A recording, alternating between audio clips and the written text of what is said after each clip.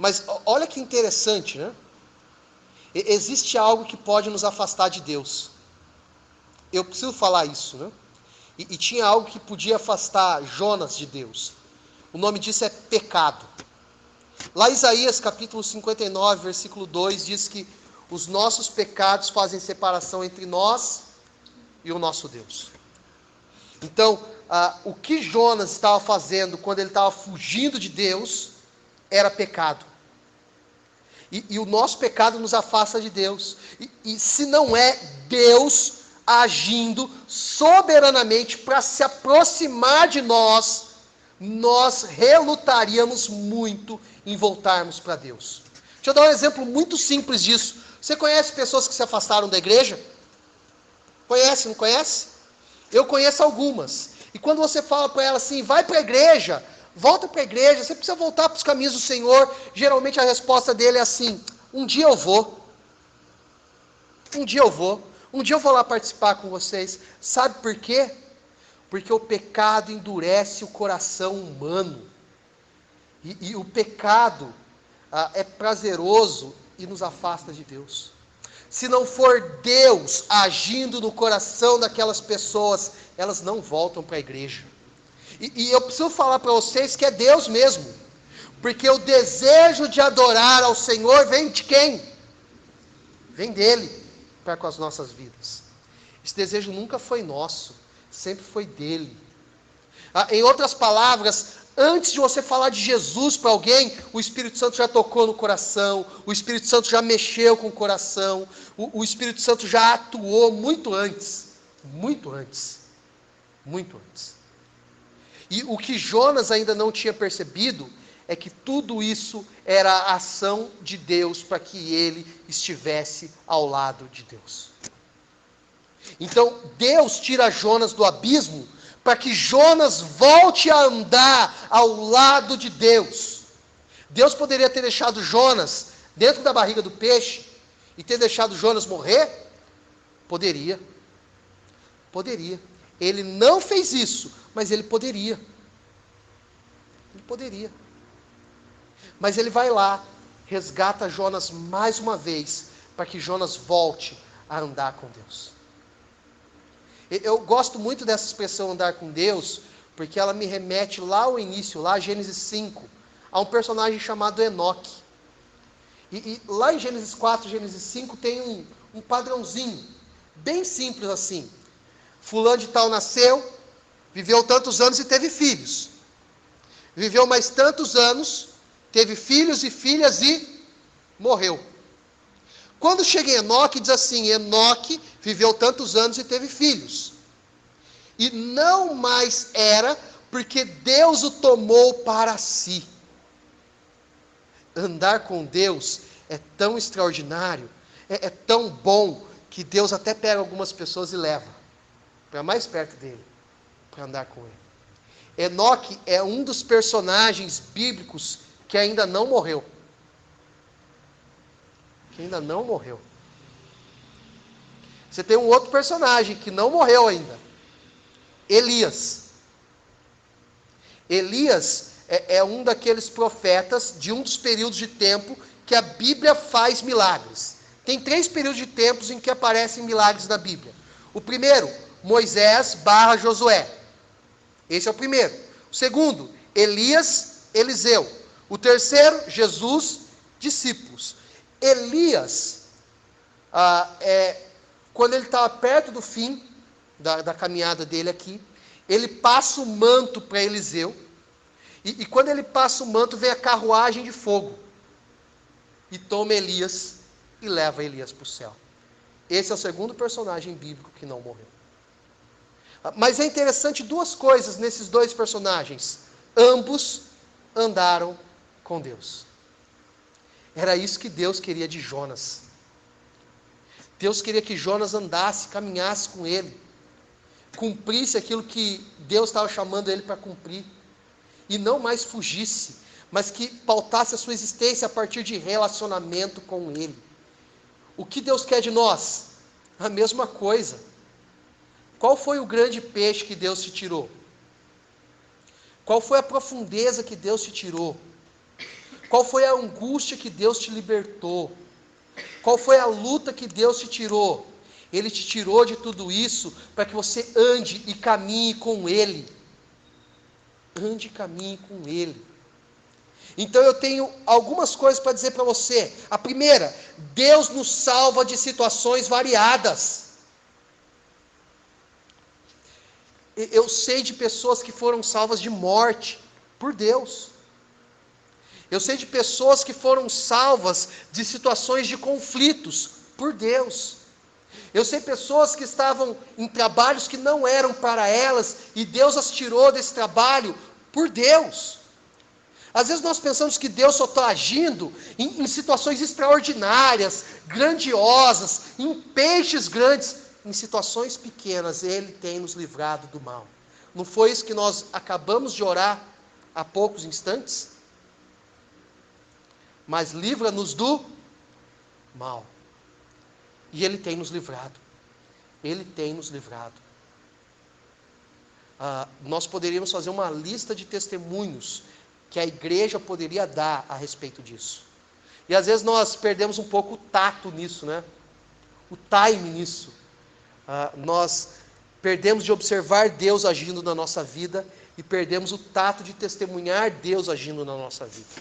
E precisamos retornar o nosso coração nisso. Segundo, oração é relacionamento. Relacionamento e não autoajuda. Jonas estava fazendo a oração dele autoajuda e não relacionamento. Ele até tem uma compreensão de quem Deus é. Deus salva, Deus liberta, Deus era o Deus do povo. Ele até tinha uma noção que os ídolos não salvariam ele, mas Deus que salvaria ele.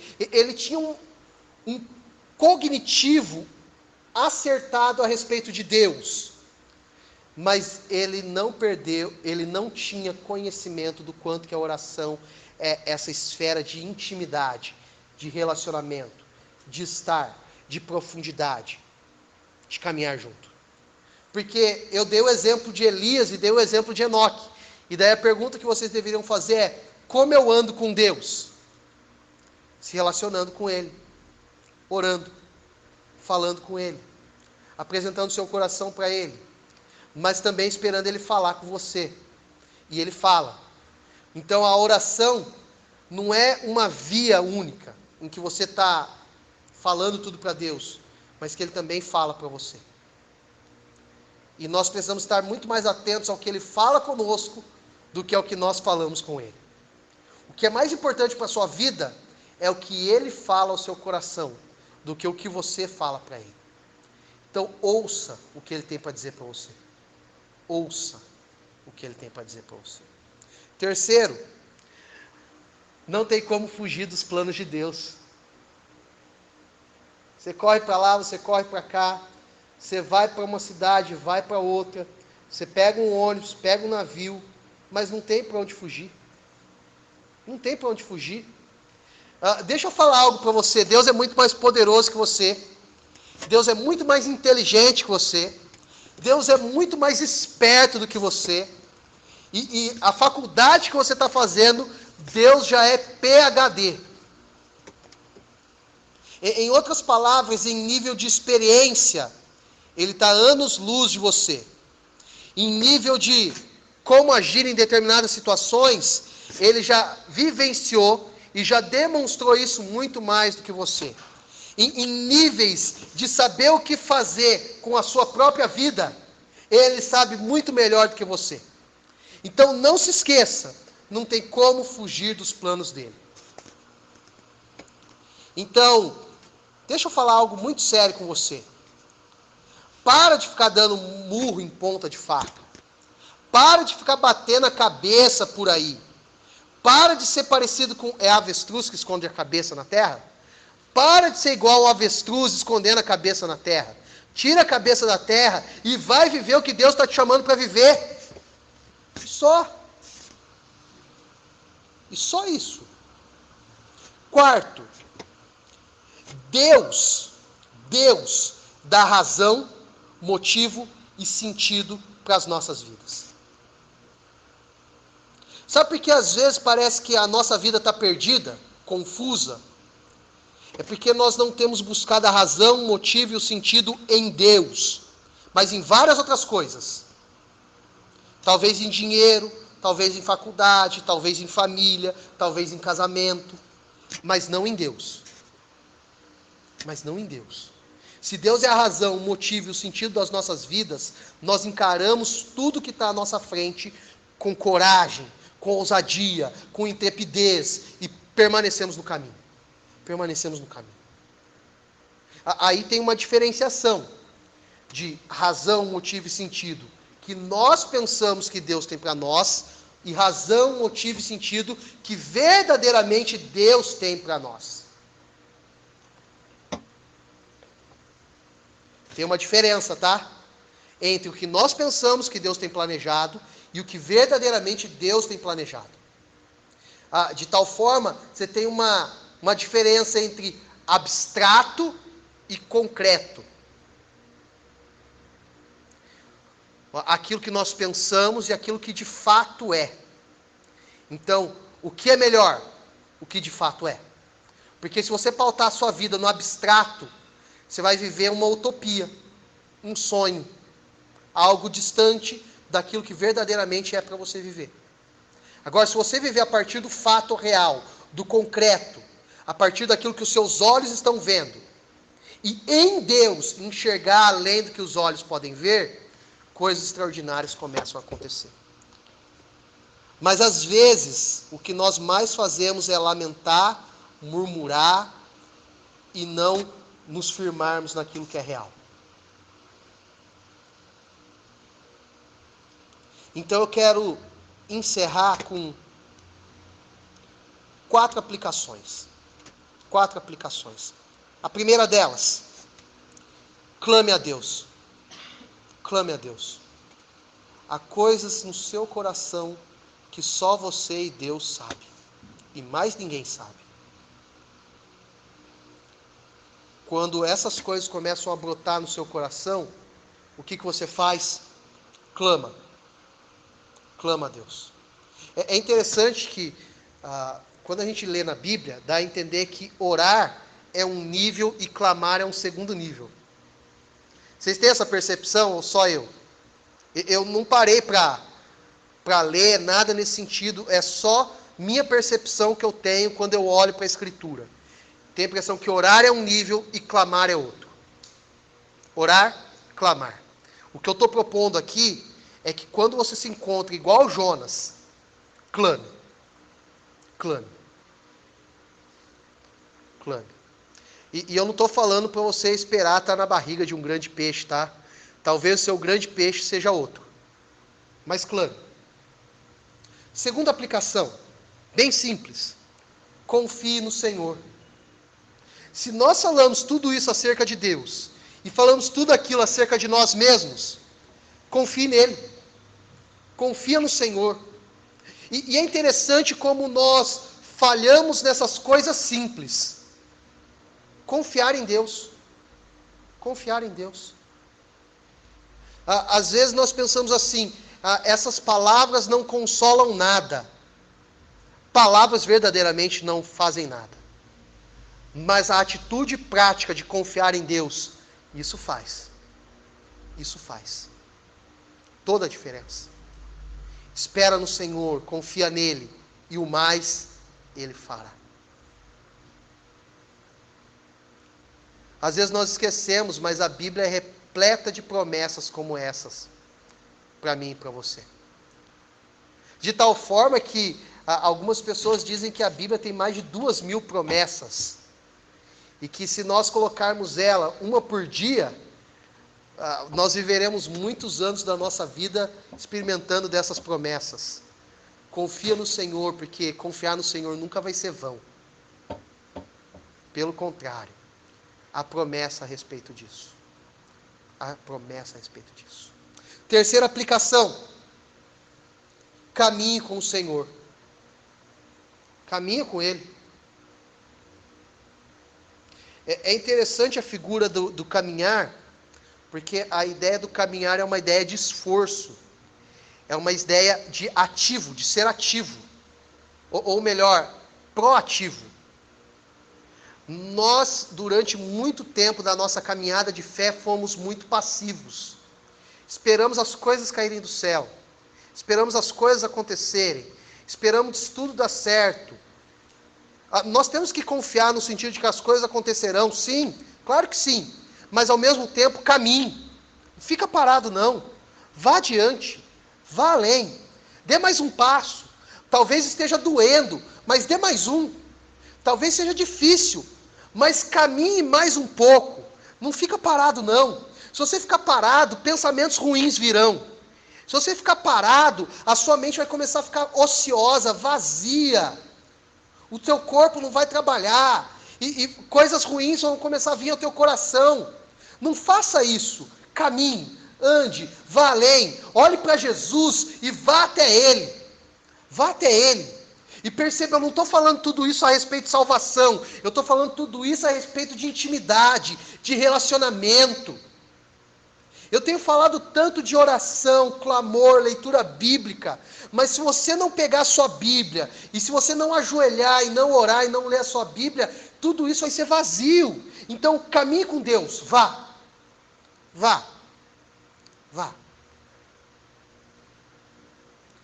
Eu quero encerrar com a última aplicação, lembrando algo muito simples. Plano de salvação. Existe um plano de salvação.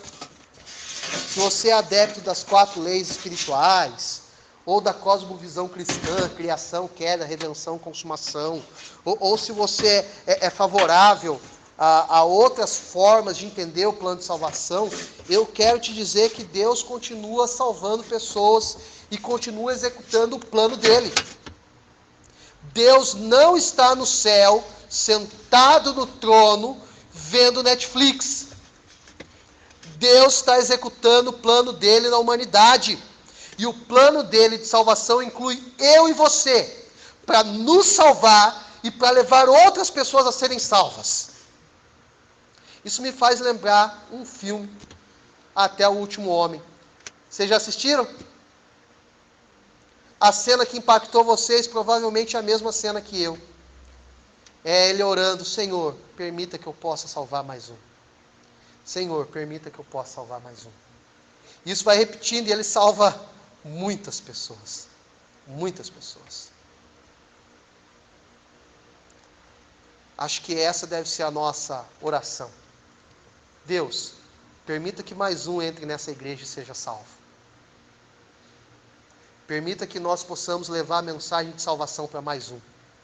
Talvez seja essa a nossa oração lá para o Mato Grosso do Sul, mês de julho, quando nós iremos na viagem missionária. Deus, permita que nós possamos levar a mensagem de salvação para mais um lá. Para mais um lá. Ou no fim do ano, quando nós arrecadarmos o brinquedo e levarmos para as crianças, tomara que nós possamos levar a mensagem de salvação para mais um. Ou quando nós nos reunirmos no próximo sábado aqui, Senhor, que nós possamos levar a mensagem de salvação para mais um. Para mais um. Pode parecer bobagem, mas quando nós colocamos aquelas imagens nos grupos do WhatsApp, no Facebook, no Instagram, e começamos a compartilhar, Deus começa também a usar aquelas coisas para trazer pessoas que nós nem sonhamos, nem imaginamos. Eu tenho gravado as pregações e tenho compartilhado nas redes. O objetivo não é que eu seja conhecido. O objetivo é que essa mensagem possa alcançar mais pessoas.